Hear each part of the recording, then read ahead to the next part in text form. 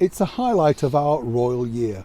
What am I speaking about? Well, none other than our gracious Majesty the Queen's annual speech to, of course, her subjects.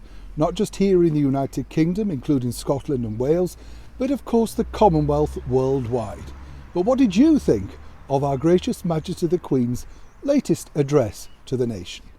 Now, if like me, as I say, it's one thing that you truly love to hear from every year. It all started way back in 1932. I don't know if you know this. By then, of course, the BBC was up and running, and its Director General, Lord Reith, decided it would be a good idea if, of course, King George addressed the nation. As I say, this all started in 1932, but we had to wait until 1957 for our current monarch, Queen Elizabeth, to address the nation on television. Now, according to a very good source at that particular time, Her Majesty was not really fazed by this at all. And what you have to remember is auto cue, which is a script that rolls in front of the camera for the presenter to read, wasn't truly totally invented for that type of television. So she had to remember and rehearse it all. No mean feat. Forward, bang up to date in 2021, it has been an incredible year for our British monarchy.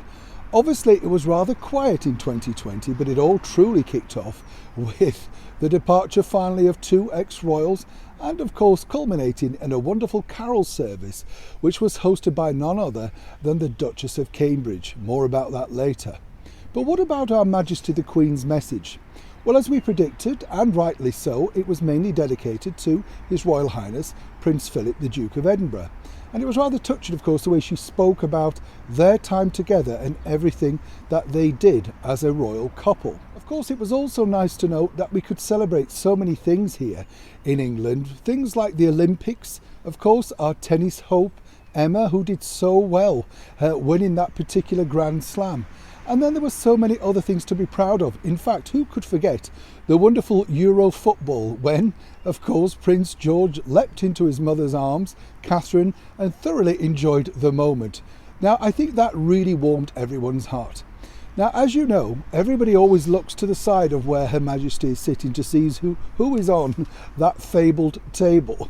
We won't go into much detail on there, we already know, don't we? But what I do think is, if you think about it, Her Majesty the Queen, as I say, has been addressing the nation on television from 1957, and more recently we've seen quite a little more of her. That's all thanks to the digital world of Zoom, and of course recently she gave us other speeches to enjoy for COP26, and of course at the very height of the pandemic.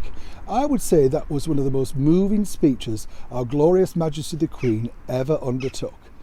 I'd love to know what you think to her comments and her view over the last year in, of course, the comments below.